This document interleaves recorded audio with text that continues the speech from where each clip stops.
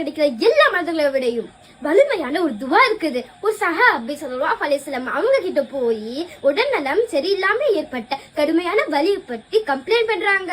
அது அவங்க உடம்புல எந்த அளவுக்கு வலி உண்டாக்குச்சுன்னு சொல்றாங்க.